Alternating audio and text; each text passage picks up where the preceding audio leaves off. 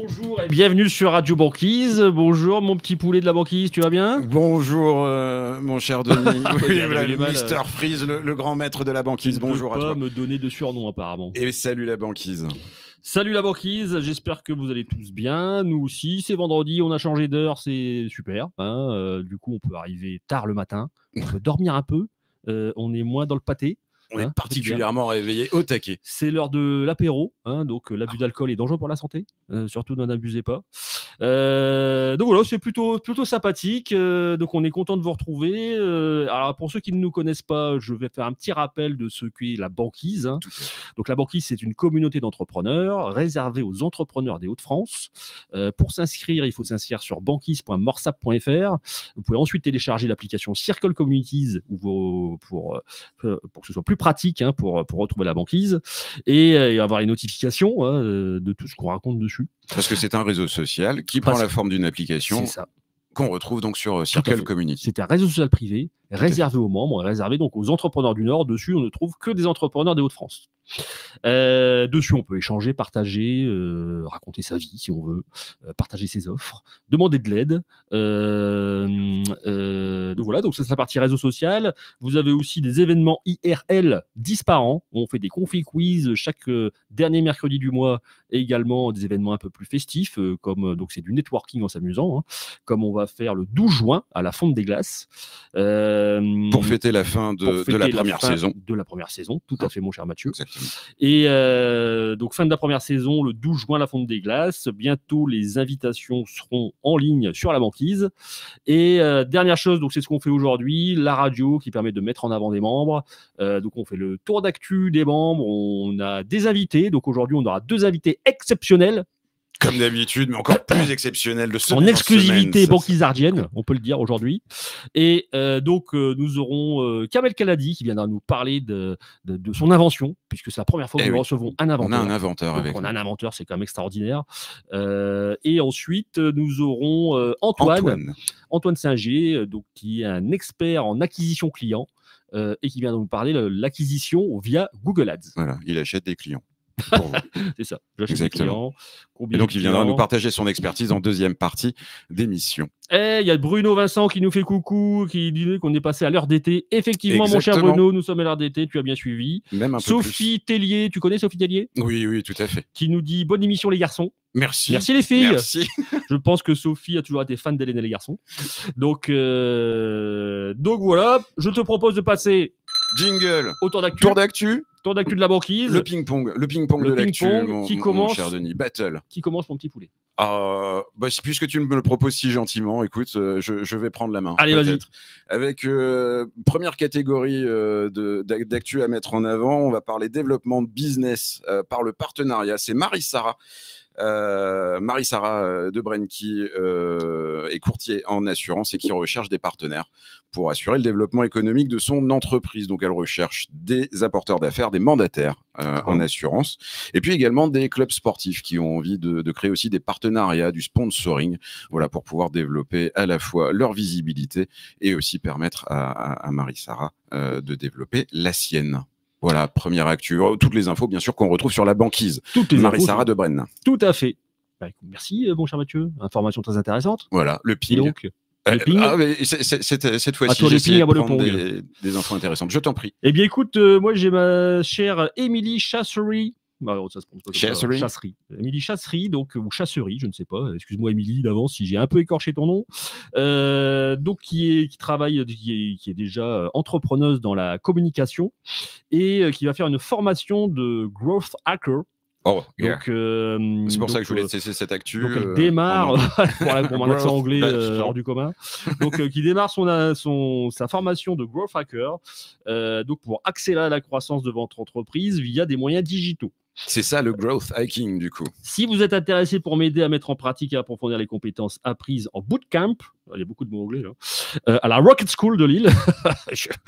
Moi je connaissais Rocket League ou Rasta Rocket. Rasta Rocket. Donc elle est disponible pour échanger sur la banquise bien évidemment. Donc voilà, n'hésitez pas à la contacter. Émilie Chassery. Très bien. CHA2SERY pour ceux qui veulent la retrouver sur la banquise. Mais dis donc, mon cher Denis, j'ai l'impression que vous lisez directement la banquise. Là. Je lis la banquise. Oui. Aucune synthèse, aucune prise de note avant. On est dans la qu'est-ce lecture que c'est que ces remarques? Passe à ton tour d'actu. Non, je suis en train de me dire que finalement, c'est une bonne option plutôt que de me casser la tête à réécrire les choses. Surtout je pourrais gagner du temps. Merci beaucoup. Je pense que je vais reprendre la balle du coup et passer à une autre actu. Nous avons dans la catégorie demander de l'aide, parce que c'est ça aussi la banquise, c'est de l'entraide entre nous. On a Cédric Dalluin. Vous vous souvenez Cédric Dalluin qui était venu nous présenter la méthode CIMAC? Moi, je me souviens très bien. CIMAC, le gladiateur. Alors CIMAC, ce n'est pas si Apple, hein, ce n'est pas si matériel d'Apple, ni de si MacBook. Non, ce n'est pas si MacBook, ni c'était une méthode. Bon, excuse-moi, c'était pour la blague. Tiens, je renvoie la. Merci. Ce changement d'heure nous est très profitable, je le vois. On est peut-être un peu trop en forme à cette heure-là. Non. Alors, si on revient pour Cédric Dalluin, qui recherche pour son fils, qui fait des études en communication événementielle, peut-être mensuelle. Plus fréquent, qui recherche un stage de 8 semaines à partir de la fin mai. Si vous connaissez des personnes qui évoluent dans un environnement sportif, que ce soit un club, que ce soit une enseigne de sport et qui a des missions en communication événementielle, n'hésitez pas à transmettre les coordonnées à Cédric Dalluin. Voilà. Et si jamais ce stage peut se transformer en alternance en septembre pour sa 3e année, ce sera encore mieux. Voilà le petit coup de main pour notre Dalu national. Très petit coup de main, très sympathique pour notre Dalu national. J'ai un coucou de Céline Folly. Elle nous fait coucou. Donc coucou Céline, merci de nous écouter. Et Bruno qui nous dit après l'émission, c'est l'apéro, point d'interrogation. Avec un smiley, deux smileys qui rigolent. Donc c'était vraiment une super blague. Merci Bruno. Et donc oui, ce sera l'apéro. J'aurais bien aimé le faire avec toi d'ailleurs, mon cher Bruno, parce que ça fait un petit moment qu'on ne s'est pas vu. Mais sache que l'abus d'alcool est dangereux pour la santé. Donc autre actu. Mais je t'en prie. Donc, Confé Quiz, n'oubliez pas la Confé Quiz du mercredi 24 avril à 19h, justement animé par Cédric Dalluin, qui est expert en développement commercial et qui va nous parler de la méthode CIMAC. En fait, il va faire plus que d'en parler parce que il va y avoir vous allez construire votre CIMAC, votre pitch grâce au CIMAC en direct. On va ensuite tester les pitchs et les 10 meilleurs auront droit de venir faire le pitch elevator, le vrai pitch elevator dans l'ascenseur de Morse by IBS, qui a une date qui sera déterminée ensemble. Oui, une date commune. Où on pourra tout faire ensemble. Et donc voilà, ça va être un bon moment et il y aura un applaudimètre pour déterminer de façon tout à fait objective qui a gagné. Qui a gagné, tout à fait. Donc une Confé Quiz un peu différente finalement dans le format, plutôt un atelier participatif, collaboratif. Ce sera un petit peu différent le format que les deux premières, mais je pense qu'on va bien rigoler quand même. Outre le fait de bien rigoler, les gens peuvent repartir avec leur pitch en poche. Hein, Oui, à ne pas consommer par contre. Hein. Donc c'était un pitch qui se parle, hein, bien sûr. Voilà, c'était pour la petite actu. On parle beaucoup de Cédric Dalluin aujourd'hui, je trouve. Hein. Oui, exactement. Il va falloir lui demander de nous reverser une part des dividendes. Exactement, tout à fait. Vas-y, mon poulet, pour la suite. Dernière actu de mon côté, on va rester dans la dimension du pitch, pas forcément CIMAC, méthode CIMAC, mais plutôt le thème de réseauter par l'image. On a les groupes Odyssée de M et de l'Équin qui se réunissent, qui unissent leurs forces pour réaliser cet événement réseauté par l'image. Ça se passera le 17 avril à partir de 17h30 à l'hôtel Mercure de l'Équin, le Mercure Lille Aéroport.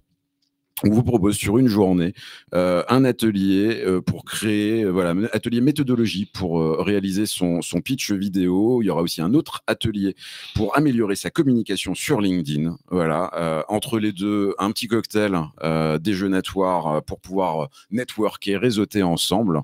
Et à la fin de la journée, vous repartez avec votre pitch vidéo d'1 minute 30 que vous pouvez utiliser à loisir pour votre propre communication. Ça pleut des pitchs. Ça pleut des pitchs. Ça pleut des pitchs. Ouais, écoute, parfait. Ça a l'air très intéressant en tout cas. Voilà, tout à fait. Info à venir en fin de matinée sur la banquise. pour pouvoir réserver vos places et participer. Voilà, mon Super. cher Denis, pour mon tour d'actu. Je Merci, pense que très intéressant. tu en as encore à J'en ai nous encore partager. quelques-unes. Je voudrais dire coucou à Nathalie Correa Notbar qui nous fait bonjour à tous. Donc bonjour ma chère Nathalie. Bruno Vincent qui décidément est très en forme. Il demande si Cédric Daluin est Daluin. Donc eh bien non, Bruno, il n'est pas Daluin. Effectivement, mais ça aurait pu puisque ça s'écrit, je pense pareil. Donc merci Bruno pour cette remarque très pertinente. Voilà. Bon, la ville d'Halluin, pour tous les gens de Hauts-de-France qui nous écoutent, qui connaissent pas forcément la ville de Halluin. Voilà, d'où le lien avec Cédric Daluin, qui ne vient pas d'Halluin. Oula, c'est bien compliqué. Oui. Donc voilà, merci mon cher Bruno. On peut effacer ce que je viens de dire. C'est cool. C'est cool de t'avoir avec nous à l'écoute. Alors, les autres actus, il y a un réseauté malin bientôt, donc qui se passe à Villeneuve d'Ascq. Ce sera le lundi 8 avril. Et il me semble que c'est le réseauté malin de Tourcoing qui déménage, hein, c'est ça? Alors, d'après ce que j'ai compris, oui, c'est le réseauté malin de Tourcoing qui déménage à Villeneuve d'Ascq et qui sera donc à la Bécane. Ça a l'air d'être un lieu sympa, je ne connais pas. À Villeneuve d'Ascq, donc ce sera à 18h avec effectivement un format, si vous ne connaissez pas Réseauté malade, Réseauté malade, ça peut être un concept. Hein. Allez, on prend que les mecs qui ont la grippe, le Covid, etc. Et donc Réseauté malin, c'est le format, c'est donc il y a un conférencier qui vient faire une conférence inspirante et ensuite on réseaute entre nous, on boit un verre. Donc pour ceux qui sont disponibles, écoutez, vous trouverez également sur la banquise ou sur le profil aussi de Olivier De Bruyne, hein, qui est l'organisateur de Réseauté malin, le lien d'inscription pour vous inscrire. Hein. Oui, sinon ce serait pas un lien d'inscription. Allez, dernière actu, je remonte le fil d'actu pour retrouver, voilà, nous avons notre cher banquisard Aurélien Cateau qui recherche donc pour son épouse un apprentissage en pâtisserie puisque je pense qu'elle est en reconversion. C'est ça. Donc un apprentissage en pâtisserie sur l'île. Sur la métropole. Sur la métropole lilloise. Donc si vous connaissez des pâtissiers qui recherchent des alternants, eh bien, effectivement, n'hésitez pas à rentrer en contact avec Aurélien Cateau. Donc, si vous êtes sur la banquise, en le recherchant sur la banquise, ou sur LinkedIn, hein, Aurélien Cateau, C-A-2-T-E-A-U, nous remettrons les profils dans le chat. Quand l'émission, tu connais l'émission? Oui. Quand l'émission sera finie, parce que je ne sais pas faire deux choses en même temps. Voilà, oui. Merci. Déjà que tu as aligné deux mots à la suite, c'est compliqué. Pour finir, c'était plus facile le matin à 9h. Exactement. C'est compliqué pour moi. Donc, voilà pour le tour d'actu, mon petit poulet. Merci, mon cher Denis, pour ce partage d'actu bien fourni. Parce que de plus en plus fourni. Non, oui. Il y a de plus en plus de choses qui se passent sur le réseau. Il y a de plus en plus de vie à mesure que la communauté s'agrandit. C'est normal. Nous sommes 320 membres aujourd'hui. Et on en profite pour remercier tout ce petit monde. Vous êtes aussi plus en plus nombreux à nous écouter. À défaut de nous regarder quand même aussi, mais voilà, on a dépassé les 50 vues en direct la semaine dernière. Oui. On dépasse les 400-500 vues aussi après coup en replay. Voilà, merci beaucoup de la confiance que vous nous témoignez. Ça nous fait merci pour ce moment, cette séquence émotion, mon cher Mathieu. J'ai failli verser une larme. Donc bravo, parce que tu fais passer de l'émotion à l'antenne, c'est extraordinaire. Incroyable. Jingle, je propose de passer à l'invité. On passe à l'invité. Jingle invité.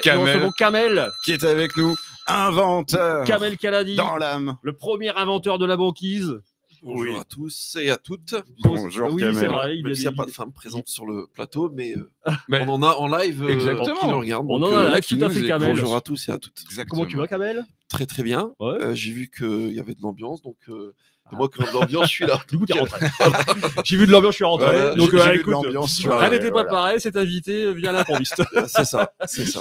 Alors, on ne sait pas qui tu es, Kamel. Je vais me présenter. D'ailleurs, je vais me présenter, Kamel. Ouais, exactement. Donc, mon cher Kamel, je suis très content de te recevoir. Comme on disait tout à l'heure, c'est la première fois qu'on reçoit un invité qui a inventé un produit.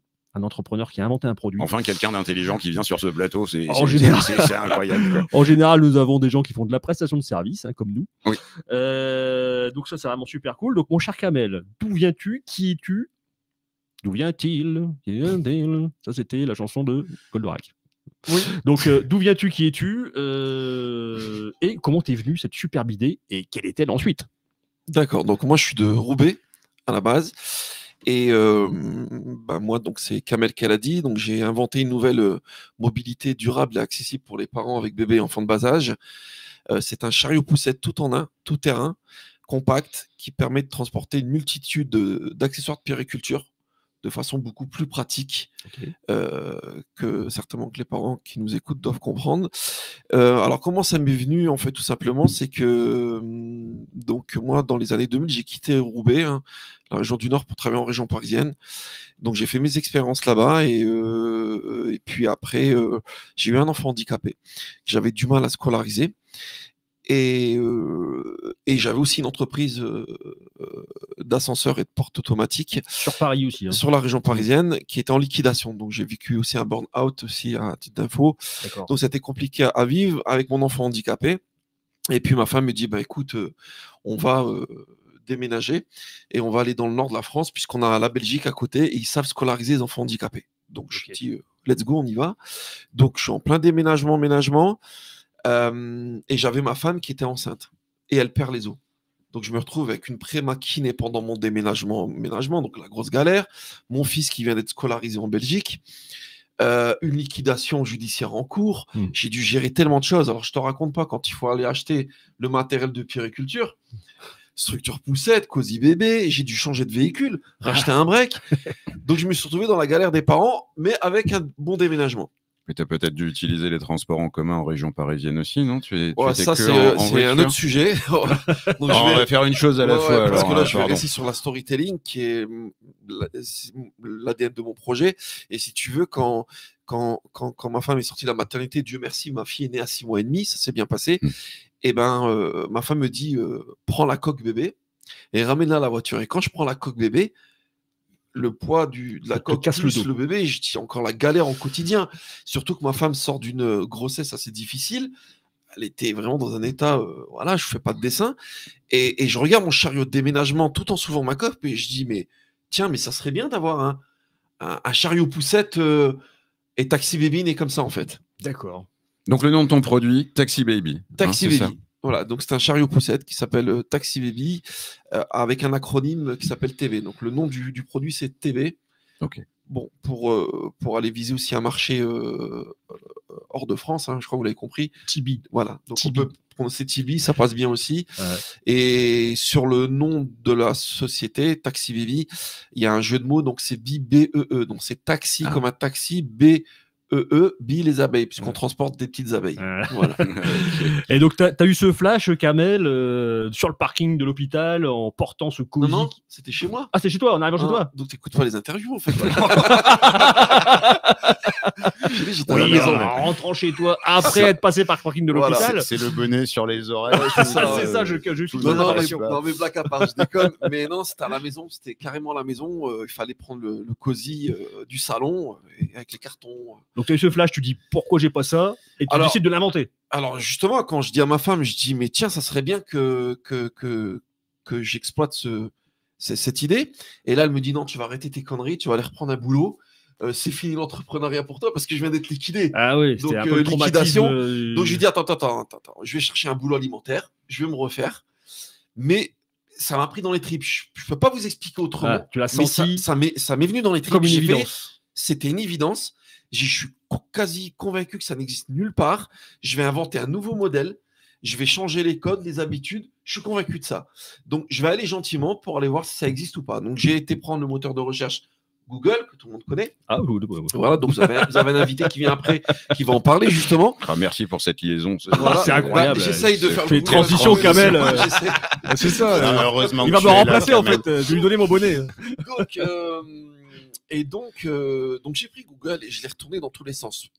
Pour te dire que je pense que même à la Silicon Valley, j'ai dû faire cramer les baies informatiques parce que j'ai mis des mots-clés dans tous les sens. Ça n'existait pas. J'ai été encore plus loin. J'ai été dans les moteurs de recherche chinois. J'ai dit peut-être que ce modèle doit exister aussi, peut-être à l'étranger. Ça n'existait pas. Donc tout de suite, j'ai été déposer un brevet et je suis parti dans cette aventure entrepreneuriale. J'ai les capacités techniques de pouvoir le fabriquer puisque je suis de formation technique. Une formation technique. J'ai un BEP, maintenant c'est un bac pro. Du coup, de savoir aussi déposer un brevet parce que c'est pas forcément évident. Alors ça, je vais pas te mentir, c'était chaotique. Donc comme j'étais en fond de poche et j'avais pas les moyens de le faire, donc je me suis démerdé. Je suis un autodidacte, j'apprends très vite. Et donc, en fait, si tu veux, j'ai pris tous les postes qu'on doit prendre dans une start-up, en fait. Ok. Donc, la personne qui vous parle, c'est le bureau d'études, Ouais. c'est celui qui pose les brevets, c'est le commercial, c'est le service SAV, c'est tout ce que tu veux. Ok. Tu vois bon, à un moment donné, il y aura des limites. Je serai beaucoup plus structuré. Mais bon, Dieu merci, jusqu'à maintenant, ça m'a porté... ça a été bénéfique. Ça a été bénéfique. Ok. Donc, j'ai sorti un premier prototype. D'accord. C'était quand ça? À quelle époque? Alors, c'était pendant le premier confinement. C'est marrant. Hein. Ok. Alors, 2020, mars 2020. c'est ça. Et si tu veux, si vous voulez, moi, le confinement, la Covid, ça a été quelque chose de bénéfique pour moi, malheureusement, puisque c'était un moment où j'ai pu faire un break. On était tous à la maison. Donc, j'étais très focus sur mon produit, en fait. Ok. Sur mon projet, Ah bah oui. dans mon garage, Ah bah oui. un peu à la Steve Jobs. Et Tu as mis un col roulé noir aussi. Pour, non, j'étais pas à ce niveau-là. Mais ce que je veux dire, c'est que c'était vraiment un moment où je pouvais me concentrer sur le projet. Et j'ai pu avancer, donc sortir vraiment un prototype. Et j'ai trouvé une étudiante qui a pu me faire des photos, un ami qui m'a fait un montage vidéo. Et j'ai dit, tiens, on va tester le marché. Je vais tout de suite mettre ça sur les réseaux sociaux. J'ai eu des très bons retours sur Insta, Facebook, etc. Le côté pratique a été validé. Le côté design, je suis d'accord qu'il fallait faire quelque chose. Je vous l'annonce aussi en direct. Le nouveau design a été pris en compte. Donc, on a un nouveau design qui est là, qui est présent. Et on va sortir le produit à la fin du mois. Bon, on pourra en parler après. Mais grosso modo, donc, j'ai testé le marché et j'ai eu des très, très bons retours en B2C. Et là où je ne pensais pas toucher cette cible, c'était le B2B. J'ai des très grands parcs, je ne pourrais pas les citer pour l'instant puisqu'on est en négociation, j'ai des intentions d'achat. J'ai des très grands parcs qui sont venus vers moi, qui veulent mettre Taxi Baby à disposition pour les parents qui viennent. Des parcs. Des parcs de C'est-à-dire vacances. Parcs, ouais. c'est loisirs, animaliers. Des centres de très, très vacances, grands, peut-être ouais, genre c'est- des zoos, partout où il y a des endroits où ça accueille de la On foule. accueille en ERP Ouais. des parents Ouais, c'est ça. avec enfants en bas âge, puisque c'est une vraie problématique. On n'a que les poussettes. Ouais. Et pour les cosy bébés, par exemple, donc je suis le seul au monde à pouvoir réceptionner les coques bébés de façon universelle. Plus besoin d'adaptateur. Donc vous prenez la coque que vous voulez. Et le principe pour le B2B, c'est ça qui les intéresse. C'est surtout sur la partie hygiène, puisque moi, c'est juste un contreplaqué où on vient poser la coque dessus. Donc le bébé n'est même pas en direct avec En des matières contact. tissus, etc. Ah bah Et deuxièmement, on peut mettre le modèle de coque qu'on veut. Donc l'objectif aussi, derrière, C'est personnalisable. C'est ça que tu veux dire? aussi... Non, ce que je veux dire, c'est que derrière, tu pourras laisser ta poussette envahissante chez toi. Je suis pas là pour faire du mal au marché de la poussette. Moi, si tu es très satisfait de ta poussette, bravo, garde-la. Est-ce que tu essaies de ta poussette Voilà. Ouais, j'adore ça, moi. Mais si tu veux, derrière ça, si tu veux éviter de prendre ta poussette et prendre plus de bagages à la place, moi, ma solution te permet justement, Oui. si tu as Taxi Baby à disposition dans le parc, de pas avoir besoin de prendre ta poussette, tu vois. Voilà. Et les stations de montagne, pareil. J'ai été contacté par des grosses stations de ski qui veulent vraiment avoir Taxi Baby en montagne. à disposition pour leurs clients. C'est ça, parce que les stations de ski, je sais pas si on est dans la banquise. Donc Bah ouais, Ah bah normalement, oui, bien il y a sûr. des bons on skieurs. est tout chousse, on est tout Voilà, chousse. c'est ça. Oui, surtout. Et ben, dans les stations de ski, si vous voulez, et ben, pour la plupart, c'est des stations piétonnes. C'est-à-dire vous garez votre véhicule Oui. et après vous êtes à pattes. Mm. D'accord. Et pendant tout ce temps-là, ben, comment on fait avec la poussette? Donc moi, j'ai une solution tout terrain qui permet de tirer dans la neige, mais avec un kit patin ski. C'est ce que Customisé j'allais dire. Taxi Baby. T'as des petits skis, du coup, J'ai des petits sur patins le... ski qui vont avec. Donc, que ce soit sur du sable ou que ce soit sur de la neige, Donc, à la plage. voilà, on pourra tirer Taxi Baby sans problème. Donc, on n'imagine pas, mais il y a plein d'éléments qui ont nécessité plein de recherches. ça. T'as mis combien de temps pour en arriver là, Alors, à ton j'ai pas produit, là, fini. maintenant? Là, je suis sur une première utilisation Ah. et après, on parlera de temps. Donc, la première utilisation, c'est pour les coques bébés. Sur la deuxième utilisation, c'est une nouveauté. J'ai déposé un brevet, c'est pour ça que je peux en parler maintenant. C'est que je vais pouvoir rendre nomade, tous les sièges auto des voitures. Donc, dans vos voitures, vous avez des sièges auto de groupe 1, 2 et 3 qui sont en système isofix que vous laissez dans votre véhicule. Pourquoi pas le rendre mobile aussi, ça? Parce que c'est chiant à enlever. C'est chiant à Alors remettre. non, il y en a qui sont beaucoup plus légers. Il y en a des compacts maintenant qui peuvent même se plier. Moi, dans mon TB, j'ai fait en sorte de pouvoir aussi accepter les sièges auto parce que j'ai des systèmes isofix aussi dessus. Mm. Donc là, on est là-dessus aussi. Et dans la troisième version d'utilisation, on pourra mettre un porte-bagages à vélo dessus et accepter tous les accessoires vélo qui existent. Siège à vélo à 90 degrés, panier à course, sacoche de transport, top case. Voilà. Donc l'objectif, c'est de pouvoir utiliser Taxi Baby dans toutes les possibilités possibles. Surtout qu'on est sur un produit éco durable et responsable. Tout est démontable dans le Taxi Baby. J'en ai fait en sorte pour que ce soit pas un monobloc. Puisque quand on regarde les modèles actuels, les poussettes ou les gros chariots, on est sur des produits monoblocs. Donc, dès que c'est bloquant, cassant, poubelle. Donc, à mon niveau, je vais essayer de réduire le carbone comme ça. C'est déjà une démarche écologique. Voilà, une vraie démarche écologique. Et le but, c'est que quand vous achetez Taxi Baby, c'est pour le garder, en fait. C'est ça. C'est réparable à vie. Hein. Réparable à vie. Et dans les utilisations, elles sont quasi infinies. Super. Donc voilà. Ok, bah génial. Et donc, alors là, c'est la partie conception, hein, etc. Tu vas bientôt faire le lancement, donc le 29 avril. Hein, c'est ça, le 29 avril, il y aura une précommande qui va être lancée à un tarif exceptionnel à quantité limitée. Et donc, ce sera vraiment le lancement commercial. Le lancement commercial. Et donc, après, tu vas avoir la partie fabrication. Tu vas devoir fabriquer des Taxi Baby en masse. Exactement. Tout le monde va se l'arracher, bien sûr. Et donc, comment tu vas faire pour fabriquer? Alors, on est plutôt sur un modèle d'assemblage que de fabrication. Il y a très peu de fabrication dessus. Donc, je l'ai pensé pour le B2B et le B2C de la façon où on pourra nous-mêmes démonter les pièces et le remettre au goût du jour. Donc, si on prend un B2B qui a un service SAV, il pourra, via des tutos, voir tous les process pour pouvoir démonter les pièces une par une et les remonter. Donc, moi, derrière, j'ai un modèle aussi de SAV, de pièces à vendre. Et pour le B2C, pareil. Donc, il pourra aller avec un QR code, aller sur YouTube et regarder des vidéos de démontage du stick, des roulettes. Le but, je vous dis, quand je dis qu'il faut le garder et qu'il y a une réparabilité à vie, c'est vraiment même sur tout le process qu'il va avoir derrière. Alors, l'objectif, c'est de m'installer dans une des plus ville des plus pauvres de France, c'est Roubaix. Je prends ce pari fou, un peu comme OVH, comme ces grands groupes. Je n'ai pas la prétention d'être un grand. Pour l'instant, bien sûr. Mais voilà, m'installer sur Roubaix, créer de l'emploi, embaucher exclusivement des personnes qui en sont très loin, des jeunes ou des seniors, et faire vraiment une entreprise intergénérationnelle, ça me tient à cœur. Mettre les plus jeunes et les plus anciens ensemble. Les personnes d'expérience après nos jeunes, et que les jeunes et les personnes âgés et les seniors puissent se rencontrer dans un lieu, et ce lieu, ce sera Roubaix. Ce serait le monde du travail à Roubaix, inclusif, puisque j'ai un enfant handicapé, ce sera un de mes premiers salariés, et je vais faire en sorte aussi d'adapter les postes. Salarier les enfants, c'est illégal, hein, fais attention. Il a 18 ans, mon fils. Moi, ça va mieux, alors. Il est majeur, voilà. Oui. Il est majeur. Quoique, on peut faire de l'apprentissage avec des enfants de 16 ans, des jeunes de 16 ans. Ouais. Okay. Et sur la partie aussi inclusive, que moi je te coupe, je vais peut-être aussi voir, je suis en train de voir avec les SAT de Roubaix, pour pouvoir externaliser une partie de la production dans un ESAT. J'étais aussi contacté par le ministère de la Justice. C'est pas que j'ai des problèmes de justice, c'est que on avait un doute, mais bon, heureusement que tu nous rassures, hein, Kamel. Voilà, j'aurais dû venir à casier judiciaire vierge, tu ne l'as pas demandé. C'est ça, ce fourgon de folie qui attend devant la porte. C'est pour ta voiture qui va être ramassée, qui devrait descendre très vite. Là. Et donc, si tu veux, il y a aussi la possibilité de mettre des ateliers dans les prisons. Ça, vous ne le savez pas. Ouais. On met des ateliers à disposition pour les entreprises, et j'aurai peut-être la possibilité d'avoir à disposition un atelier pour pouvoir aussi externaliser une partie de mon travail. Donc, ça permet aussi de réinsérer les gens dans le monde du travail après une sortie de prison.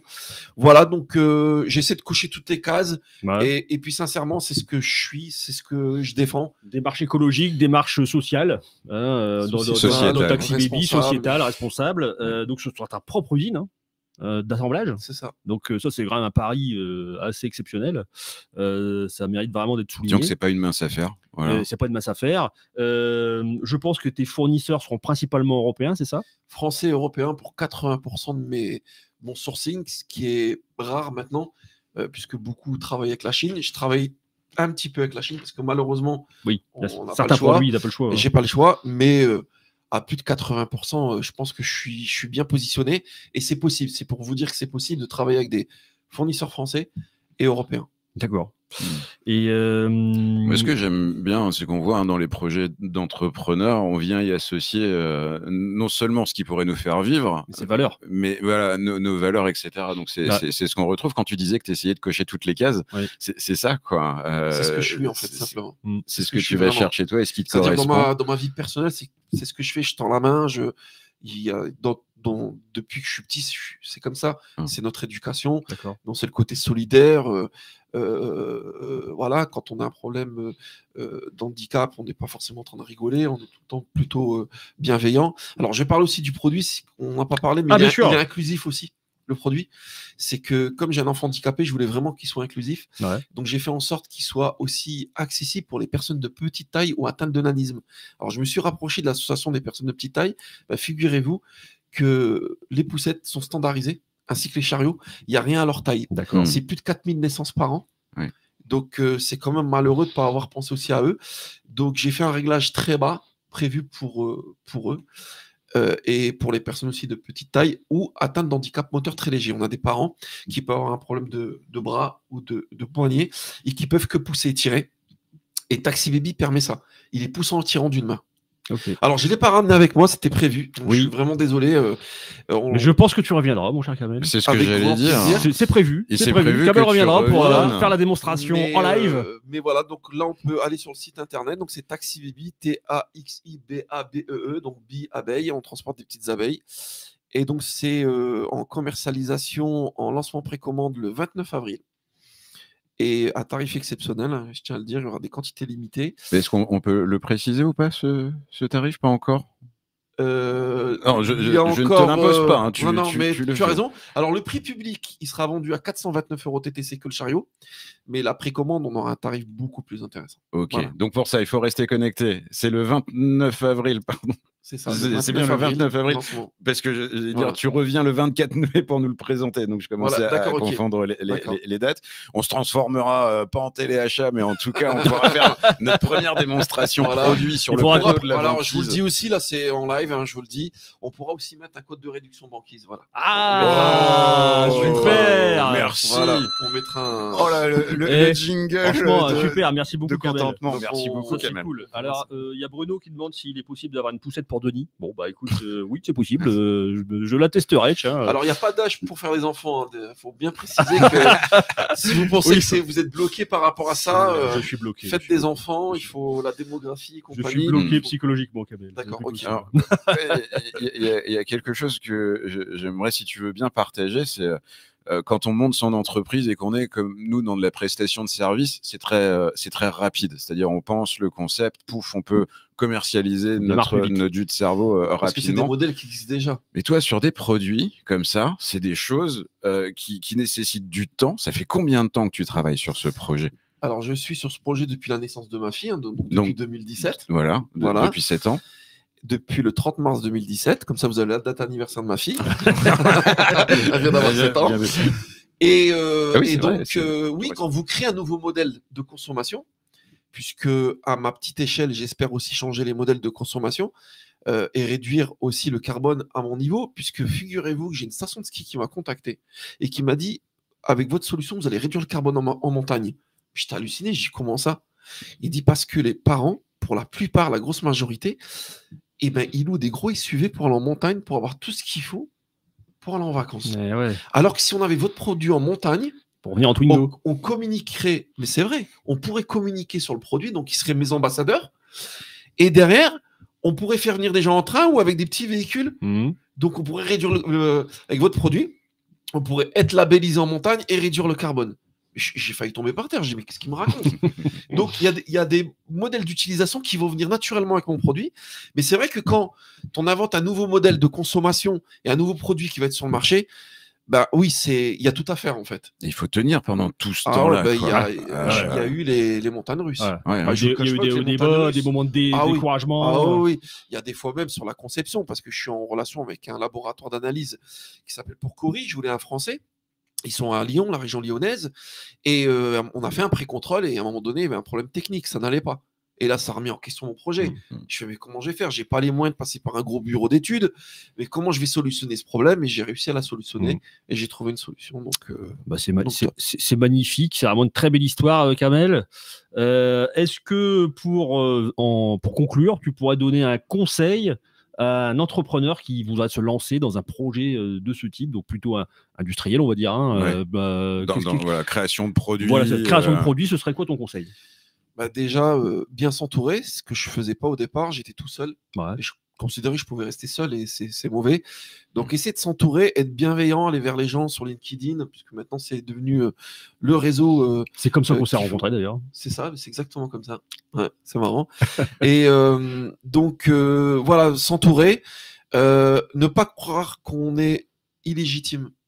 Parce qu'au départ, quand j'étais vraiment sur mon petit produit, tout seul chez moi, dans mon garage, et que je me dis tout petit comme ça, je vais essayer de contacter un grand compte et dire qu'est-ce que vous en pensez, eh ben, le retour a été plus que positif. On m'a respecté. Donc, dites-vous juste une chose, c'est que quand vous sortez un produit, vous pouvez vous dire que vous êtes dans la cour des grands, en fait. Parce qu'à partir du moment où vous êtes passé à l'action, où vous avez, comment dirais-je, été dans l'exécution, même si votre prototype n'est pas fini, on s'en fout. Vous l'avez fait. Maintenant, allez-y, montrez-le et il va s'améliorer. C'est comme mon produit. Il s'est amélioré et j'ai amené des innovations supplémentaires sur mon produit que j'aurais jamais pensé il y a 7 ans. Vous voyez? C'est parce que je l'ai rendu plus ou moins visible et j'ai pris en compte les feedbacks aussi, importants, sur Facebook, Instagram, etc. Même des feedbacks de B2B. J'ai pris leurs demandes. Donc, des fois, parce que le problème aussi qu'il y a aussi quand on est inventeur, c'est un produit qui vous plaît. Il faut aussi s'extraire de ça. Donc, je me suis extrait de mon produit en me disant, d'accord, moi, je le kiffe. C'est mon produit, je suis convaincu. Mais c'est pas que. Il faut que les autres soient aussi convaincus. Surtout. Donc, je me suis extrait de moi-même. Hein, c'est bizarre ce que je te dis. Là, on rentre dans la science-fiction. Mais j'ai pris en compte vraiment le feedback de tout le monde. Et franchement, j'ai pas mal de bons retours maintenant. Et j'en suis content. Ok. Bien s'entourer, être à l'écoute, des retours. Pas avoir peur de sortir le produit, peur. même si c'est un peu chaotique, on le sort. Et de ne pas rester seul. Voilà. Bien s'entourer. Oui, et pas forcément être obligé de passer par un gros bureau d'études, parce que ce qui ressort souvent, de ce que j'ai vu, c'est qu'on fait appel à des bureaux d'études, on a réussi à faire des levées de fonds en subventions, etc. Et c'était les seuls moyens qu'on avait à ce moment T. Et j'en ai une là, je ne vais pas la citer, mais elle a tout abandonné parce qu'elle n'avait plus de moyens. C'est fini. Pas très insatisfaite du bureau d'études, donc elle a tout abandonné. Donc des fois, il n'y a pas forcément passer, excusez-moi, je perds les mots, mais besoin de forcément passer par un bureau d'études. Mais si on passe par le bureau d'études, être bien conseillé pour ne pas se planter, quoi. Ok. Bah super, merci Kamel.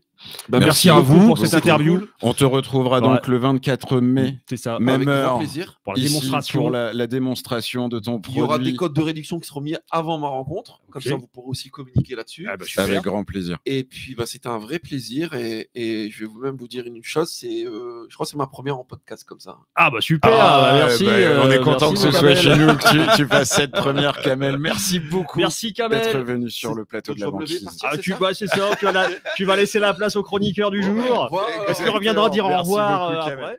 Et tu reviendras en effet à la fin de l'émission pour nous dire au revoir. Allez, on passe au chroniqueur. Jingle, mon cher Denis. Nous recevrons un chroniqueur qui a du mal à marcher aujourd'hui. Eh oui. Petite blessure. Il a glissé sur la banquise récemment. Bonjour à tous, bonjour la banquise. Bonjour mon cher Antoine, comment ça va? Très bien, très bien. Blessé malheureusement, donc 4 semaines. Attendez, je dois bien me sinon je me fais on va meubler un petit peu. Parce que Mathieu est très dur. Te faire engueuler. Mathieu est très dur, donc il engueule les invités. J'essaye de faire un G-son tout en n'étant pas dans une régie, ce qui est quand même vachement compliqué. Petit message de Marie-Pierre Binet qui disait que l'interview de Kamel était très intéressante. Donc voilà, c'était un petit retour en live. Donc c'est vrai que c'était très intéressant. Très intéressant. C'est vraiment sympa. Toi aussi, tu veux ton code de réduction. Je devais lire mes fiches, j'ai passé 20 minutes à écouter. Donc tu n'as rien préparé, merci Antoine. C'est ce qui va arriver de mieux parce que c'est de l'impro et Antoine il connaît son sujet. Oui, donc arrêtons, les mots tu les as déjà, c'est très bien. Donc Antoine, tu es dirigeant de ta propre société qui s'appelle VirtuoDev. Tu es un expert de la prospection digitale, la prospection avec les doigts, du coup, mais sur du clavier. Moi, monsieur, moi, s'il vous plaît. C'est moi. Et tu vas venir nous parler aujourd'hui d'un sujet qui nous concerne tous, qui s'appelle l'acquisition client, et donc exclusivement digital, via le web. C'est ça. Alors, voilà, dis-nous un petit peu. Moi, ça fait maintenant 5 ans à peu près que je suis dans le monde du digital. Je commençais par travailler dans le e-commerce avec quelques amis. Et puis après, j'ai commencé du coup sur Google Ads. Donc directement sur Google Ads pour faire quelques campagnes avec des sites de e-commerce, essayer de comprendre un peu comment ça fonctionnait. me suis vite dirigé vers ça. Donc pendant 2-3 ans, j'ai fait exclusivement du Google Ads pour quelques amis qui avaient leur propre société du coup en e-commerce. Et puis par derrière, j'ai pris un métier de commercial. Là, je vais t'engueuler à part ça. Mais j'ai quand même continué le Google Ads du coup à côté. Et en fait, il y a un an, j'ai lancé du coup ma propre structure. Donc VirtuoDev, où là on est 3 pour le moment, d'où l'importance de bien s'entourer, comme disait Kamel, parce qu'au début j'étais un peu tout seul et là vraiment à 3 ça avance beaucoup plus vite, ça avance mieux. Bah oui. Et du coup on soutient les entreprises du coup en développement et on essaye de comprendre leurs besoins actuels, de les essayer de les aider avec des outils digitaux et de leur faire gagner en fait de la visibilité et du coup des nouveaux clients. Donc ça fonctionne par Google Ads, mais également du coup tout ce qui est campagne de mailing, tout ce qui est campagne sur Facebook, tout ce qui est campagne sur les réseaux sociaux, etc. Mais ici, je suis là pour parler de Google Ads. Du coup, on va se concentrer là-dessus. Ouais. Déjà, est-ce que vous connaissez Google Ads? Est-ce que vous avez déjà un peu expérimenté Oui. tous les deux? Moi, j'ai déjà expérimenté plusieurs fois. Ça s'est bien complexifié, je trouve. Parce que j'ai fait des premières campagnes il y a plusieurs années, enfin il y a plus de 10 ans, et j'en ai retenté récemment. C'est compliqué. Donc j'ai déjà essayé. Voilà. C'était. Okay. Voilà. Il faut savoir que c'est très récent en fait, parce que ça, même si c'est dans l'air du temps, tout le monde connaît Google, ça s'est créé en 98. C'est vieux sans être très vieux. La Coupe du Monde. Tout à fait. Et en 2002, ils ont voulu un peu avoir leurs moyens de rémunération et du coup gagner un peu d'argent grâce à Google. Du coup, Google Ads, qu'on appelait Google AdWords, du coup a été lancé. Donc au début, c'était effectivement très simple. Moi, j'ai commencé en 2015, au tout début, 2017-2018. Là, réellement, il y avait quelques leviers à actionner. C'était très intuitif, il n'y avait pas encore grand monde. Et on arrivait du coup à continuer à simplifier. Depuis 2020-2021, en fait, ça s'est beaucoup accentué. Ça s'explique parce que en fait, il y a eu une énorme évolution dans le chiffre d'affaires, du coup, dans les revenus publicitaires de Google. Faut savoir, en 2010, Google Ads, du coup, c'est à peu près 20-25 milliards du coup de chiffre d'affaires. Bagatelle. Plus de bagatelle comparé à actuellement. 50% de ton chiffre d'affaires. En 2018-2019, c'était encore, on était aux alentours de 100-150 milliards. Et là, du coup, en 2023, on est aux alentours des 250 milliards. Donc, il y a eu une évolution plutôt exponentielle, plutôt intéressante, ouais. Ces chiffres font tourner la tête. Et du coup, à chaque fois que ça augmente, du coup, en termes de chiffre d'affaires, la prestation doit évoluer également. Et du coup, c'est de plus en plus de services, de plus en plus de fonctionnalités. Et du coup, ceux qui sont un peu novices, au début, on s'y perd facilement. Donc, il y a quelques tips à avoir et on faudra voir que tout ce que conseille Google, il faut pas le suivre. Très souvent, il ne faut pas le suivre parce qu'en fait, Google. Premier conseil, des préconisations. Ne suivez pas ce que dit Google. N'écoutez pas Google. Souvent, on est contacté par des conseillers Google ou tu peux aussi déléguer, je pense, tes campagnes à Google carrément, quasiment. Ouais, tout à fait. En fait, Google, sur sa plateforme, divulgue des conseils. Donc, disent, OK, il faut mettre ci, ça, il faut cliquer là. Il y a des recommandations avec une notification en rouge. Après, on arrive à 100%, on est content, on se dit que ça va fonctionner. Et souvent, ça peut fonctionner, mais ça fonctionne moyennement. Parce que ce sont des conseils génériques, du coup, je suppose. C'est pas adapté spécifiquement à ton c'est adapté entreprise. souvent à des entreprises qui ont un peu plus de budget. Donc, tous ceux qui sont avec un budget un peu plus restreint. Là, si on suit les conseils génériques de Google, en fait, Google préconise régulièrement de toucher le monde le plus large possible. Et après, c'est Google qui, par lui-même, via son algorithme, va faire ses présélections, etc. Mais avec un petit budget, il n'a pas l'occasion de faire en fait cette recherche d'algorithme-là. Du coup, on perd de l'argent à faire de la recherche sans vraiment toucher notre cible tout de suite. Donc, ça prend quelques mois avec un petit budget de réussir à trouver bien sa cible. Ça, si on prend les standards, du coup, c'est soit tu as le gros budget et ça colle avec l'algorithme de Google. Si tu n'as pas le petit budget, en gros, tu perds de l'argent, ça sert à rien. Petit budget, un peu comme dans tout secteur, il faut essayer de trouver un peu les stratagèmes pour... avec un peu moins de budget, trouver les personnes plus rapidement et faire un meilleur ciblage. C'est ce que tu viens ramener, entre autres, je suppose. Tout à fait. et donc, qu'est-ce qu'il faut faire pour bien paramétrer sa campagne Google ? Je vais déjà, au début, remettre un peu Google également dans le contexte. Google, c'est également c'est le plus gros revenu publicitaire en France. Il faut savoir, c'est 90% quand même des personnes qui utilisent quotidiennement Google. Il n'y a que 5-6 pays dans le monde qui ne les utilisent pas. Vous allez peut-être pouvoir me les citer. La Corée du Nord. Ouais, on a 2. La Russie. Non. La Chine utilise, non? Non, je pense qu'ils ont leur propre. Chine, Corée du Nord. Ah ouais, Chine n'utilise pas Google. Ah, Non. je savais pas. Ils ont leur propre modèle. Ah, En fait, il y a les GAFA, du coup, qui sont les outils, du coup, américains. Et les Chinois, du coup, ont créé leur propre outil. Leur propre GAFA. D'accord. Alors, les autres pays, est-ce qu'on est encore... l'Iran. C'est tous des dissidents. L'Iran. Tout à fait. C'est tous des dissidents. Donc, c'est ça, la Syrie. L'Iran. La Syrie. Ok. Ouais, et il y a le 5e qui est proche des États-Unis. Cuba. Ouais, c'est ça. Voilà. Ouais, d'accord, ok. Donc, c'est les 5 gros pays qui, eux, n'utilisent pas Google. D'accord. Contre un peu l'hégémonie américaine, bien sûr. Mais du coup, c'est pour ça qu'on se rend compte de l'importance d'utiliser Google, parce que c'est vraiment utilisé par tout le monde, tout le temps. Et le principe même de la publicité, c'est d'être visible. Oui. Donc, quoi de mieux que d'être visible de la part de tout le monde sur Internet. Moi, je veux faire de la publicité invisible. Est-ce que ça peut marcher? Moi, je veux bien. Donne-moi l'argent. Puis je vais t'aider. Grâce à moi, tu seras invisible. Personne ne te verra et ça coûte 150 000 € par an. Ouais. Non, mais c'est vrai que quand on y réfléchit, c'est le moyen le plus simple actuellement de faire de la publicité, parce que tout le monde va sur Google, tout le monde a des recherches et des domaines spécifiques sur Google, donc ça permet de bien cibler. C'est vrai.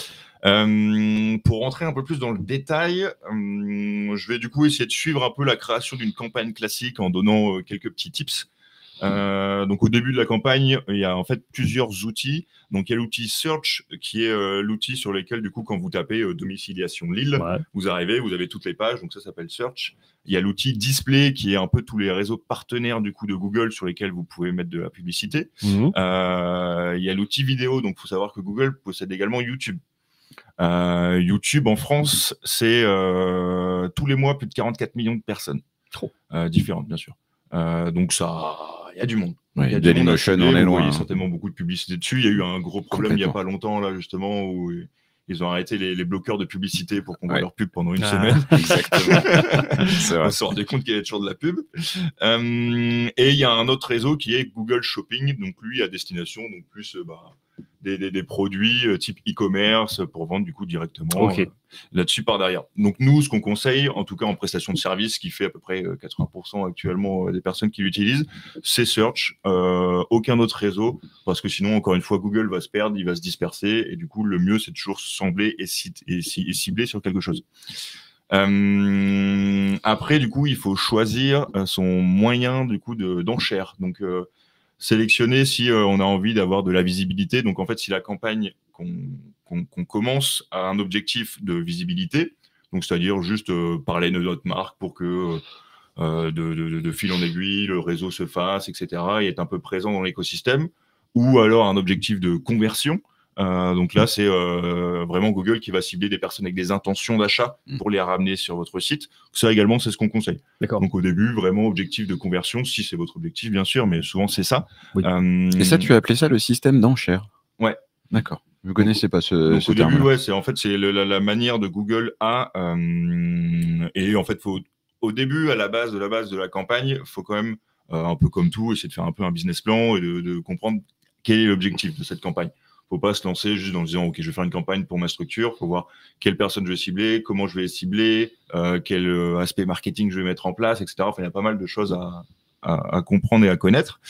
Et là, petite astuce, en fait, il y a du coup, il faut sélectionner le coût conversion. Et à côté, vous avez le coût par clic, du coup, le coût par acquisition, où là, il est décoché automatiquement de la part Google. Nous, on le coche tout le temps, parce que sinon, il va dépenser tout son argent très rapidement. Donc, avec un coût par acquisition d'à peu près 10-15 € à chaque fois. En fait, c'est le coût maximum que Google va mettre pour avoir un nouveau client. Donc, c'est-à-dire que 15 €, du coup, il va débourser maximum 15 € pour avoir du coup un nouveau client. Donc, un nouveau client, c'est un client qui a rempli un formulaire de contact, c'est ça? Alors, il y a plein de manières de conversion. Donc, c'est soit une personne qui clique sur être rappelé sur le site internet, soit une personne qui achète, soit qui remplit le formulaire. Le moyen de conversion, c'est un peu nous qui le définissons. Ça dépend quels outils sont mis en place. Nous, souvent, on travaille avec ce qu'on appelle des landing pages, donc des pages d'accueil avec un formulaire. Oui. C'est souvent spécifique, donc différencié du site principal de l'entreprise. Donc en fait, c'est dans l'objectif que quand le client fasse une recherche spécifique, arrive sur cette page d'accueil-là, et le formulaire en fait soit déjà préétabli avec 4-5 questions, dans le but que en fait le client se disperse très très vite sur Internet. Donc il faut vraiment aller à l'essentiel, recueillir vite ces informations pour après le rappeler tout de suite. Donc le formulaire a cette optique-là d'avoir tout directement les informations, hop, on rappelle. Tandis que sur un site internet plus générique, bon, on va perdre 4-5 minutes. Après, il y a l'enfant qui appelle, on revient peut-être le lendemain, etc., etc. Et du coup, c'est un client perdu. D'accord. Parce qu'il y a trop d'infos en fait sur le site. Il y a trop d'infos. La landing page, elle est ciblée, elle est focus sur ce qu'on veut vendre. Voilà. Et du coup, le client. En fait, les gens voient tellement d'informations dans la vie de tous les jours que le but actuellement, dans n'importe quel type de publicité, c'est vraiment d'aller à l'essentiel. D'accord. C'est aller à l'essentiel pour captiver le regard du prospect, lui donner 4-5 infos très importantes qui attisent son regard. Ok, très bien, je note mes informations et il faut que le parcours en fait de processus, en moins de 2 minutes, ça soit fait. Ok. Parce que les gens, ils n'ont pas le temps. D'accord. Même si on passe plus de 10 heures par jour sur le digital, plus de 2 minutes, c'est trop. Du coup, il y a un petit. C'est ce que j'allais dire. En moins de 2 minutes, c'est pas qu'une expression en l'air, c'est en moins de 2 minutes chrono. Quoi. Ouais, voilà, c'est ça. Ouais. Parce que sinon, on a remarqué, nous. C'est volatile, un internaute. Vraiment. Au tout début, quand j'ai appris et quand j'ai commencé par le e-commerce, on se rend pas compte de la psychologie. Il y a énormément du coup, de bouquins qui sont sortis sur toute la psychologie client sur Internet. Et c'est très bête et méchant. C'est vraiment très bête et méchant. Un peu comme, en fait, il faut un peu se mettre à la place d'enfants, expliquer pour des enfants rapide et efficace et que les informations soient données. Et plus on pense comme ça, plus ça va vite, plus les personnes, du coup, donnent leurs informations derrière. Plus ils cliquent. Voilà, c'est ça. Et plus on est content. Alors, il y a une question. Comme tu disais, on est tellement noyé dans l'information qu'on a tendance très vite à passer, etc. Ne te dois pas, mon petit poulet. Non, j'ai une question de Bruno qui est vraiment un fidèle auditeur. Ah ouais, alors, il a un problème. Il est avec son Minitel et il n'arrive pas à se connecter sur Google. Comment puis-je faire? Je ne suis pas sûr que je puisse répondre à cette question. Bruno, les Minitel n'existent plus. Je suis désolé. 36, en tout cas, 15, un jour, tu pourras venir à la radio. Alors, je pense qu'il y a certainement un inventeur qui a dû créer quelque chose pour faire un lien du Minitel. C'est vrai. Je pourrais pas en parler. Ça, ce serait vraiment marrant. Tu pourrais taper 3615 ULA et puis tu arriveras sur Google. Parce qu'il y a toujours un marché à cibler. Voilà, c'était une petite question. Merci beaucoup, Bruno. On continue avec Antoine. Donc là, on a fait du coup un peu le début. Il y a également du coup pas mal de choses qu'on peut mettre en place sur le ciblage. Donc je vais encore reprendre ton exemple de domiciliation. C'est domiciliation. Très bon exemple. Tu es à l'honneur. C'est à destination du coup d'entreprises de la grande métropole lilloise, on va dire des Hauts-de-France. Des entreprises qui veulent ouvrir un siège social en métropole lilloise. Et du coup, sur Google, on a cette liberté de pouvoir faire un ciblage précis. Donc souvent, quand on fait du e-commerce, on va cibler du coup tous les marchés français. Donc on peut cibler du coup Belgique, Canada, Luxembourg, Suisse, France. Et après, pour de la prestation de service avec quelque chose de plus centré, on peut cibler des villes précises, on peut cibler des secteurs précis. Donc ça, c'est très intéressant. Ok. Et également, là, il y a un petit tips du coup. Le tips, alors je l'avais noté. En fait, c'est Google qui sélectionne directement personne ou intérêt.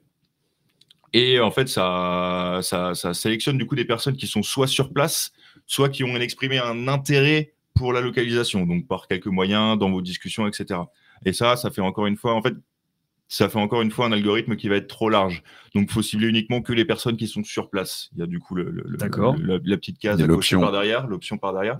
En fait, beaucoup d'options de Google sont faites pour élargir au maximum. Et toutes ces options-là, on conseille de les changer au début. Parce que ça te fait dépenser plus d'argent plus vite. Voilà, c'est ça. En fait, avec on a des campagnes où là, dès le début, du coup, on peut commencer avec 5-10 000 euros. Là, tout de suite, on va pouvoir viser un peu plus large, dans le but que ce soit Google qui recueille toutes les informations et que lui nous redirige vers ce qui va mieux. Mais quand on a moins de budget, on n'a pas le temps, pas l'argent pour faire un peu toutes ces recherches de recueil de données. Donc là, c'est important de cibler plus précisément au début. Également, en dessous, il y a dans la logique, il y a un outil paramètres, plus de paramètres. Là également, vous pouvez cocher, en fait, Google de lui-même va diffuser de la publicité toute la semaine, tout le week-end, sans du coup avoir de préconisation pour les horaires. D'accord. Il y a également une case horaire que vous pouvez remplir. Pour éviter, par exemple, de diffuser entre 2h et 4h du matin. Quoi. Voilà. De lui-même, il va pas trop le faire, mais on va quand même perdre un petit peu d'argent au début, parce que, bien entendu, Google va quand même essayer à cette époque-là. D'accord. Du coup, mettre un 8h, 7h, 19h classique, et le week-end, peut-être 10h, 22h. Okay. Nous, c'est ce qu'on fait. Le dimanche, on a souvent moins de retours, ça dépend des services. Donc voilà, il y a toujours pas mal de petites optimisations du coup à essayer de faire par rapport à ça. Et après, on arrive également dans une partie qui peut être un peu compliquée au début. Kamel en parlait tout à l'heure. Du coup, c'est tout ce qui est recherche de mots-clés. Donc là, il y a maintenant énormément d'outils qui existent. Donc il y a l'outil Keyword Planner qui est l'outil de Google classique. Je connais pas. En fait, du coup, comment fonctionne Google? Il va, en fonction de vos mots-clés, il va vous diffuser du coup sur ces intentions de recherche là. Okay. À quel point il est fort? Il y a entre 70% et 75%. Quand les personnes font des recherches, elles estiment à 70-75% que leur recherche, que le lien qu'elles voient est adapté à leur recherche. Il est pertinent. Il est pertinent, voilà, c'est ça. Donc ça, c'est l'avantage des mots-clés, on va cibler du coup directement.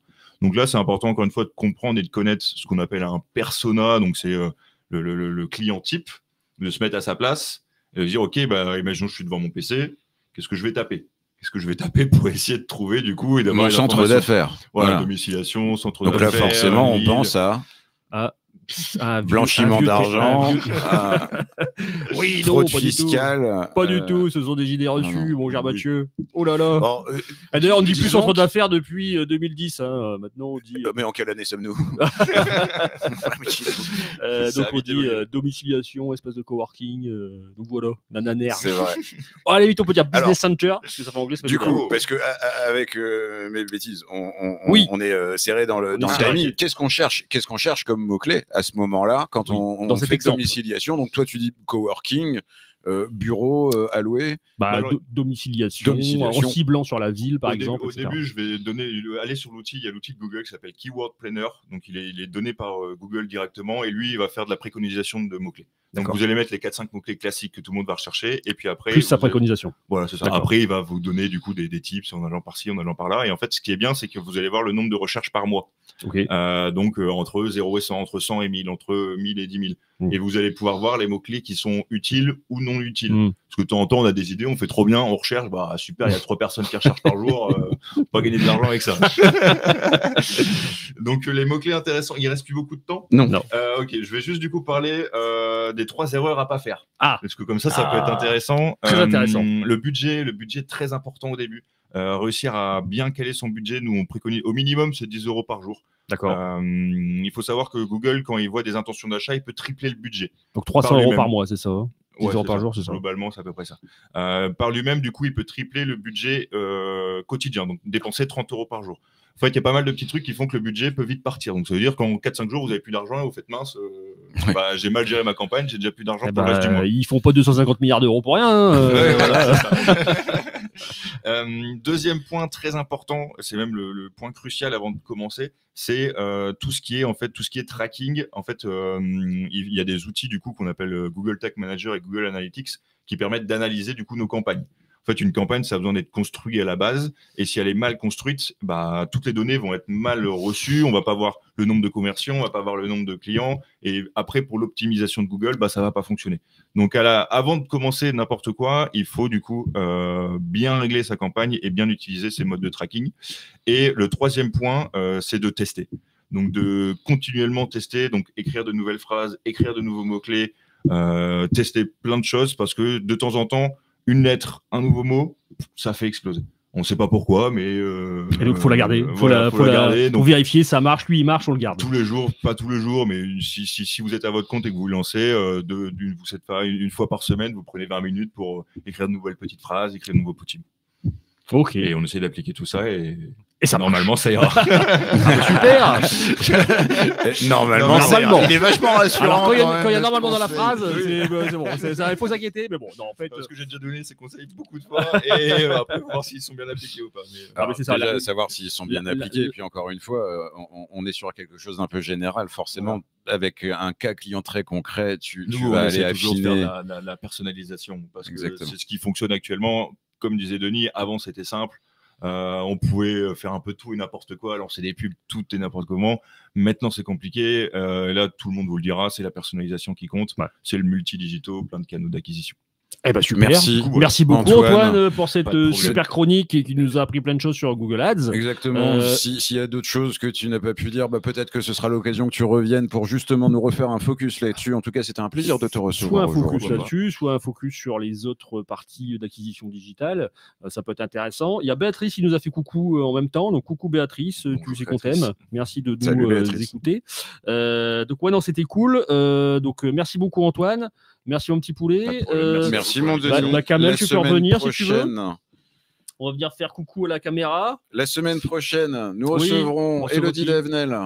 On lui dit, tu veux une chaise En pour Kamel en tant qu'invité. Pardon.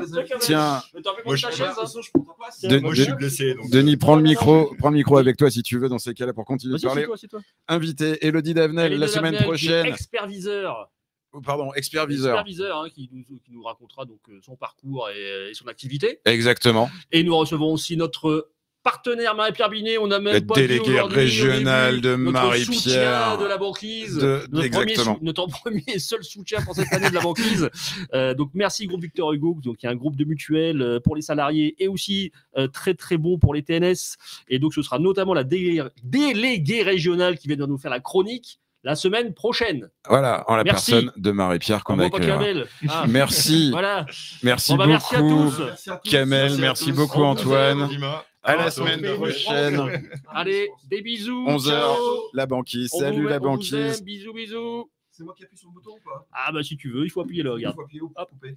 Ici, end stream. Là? Là, sur le bruit. Allez, salut la banquise. Oula.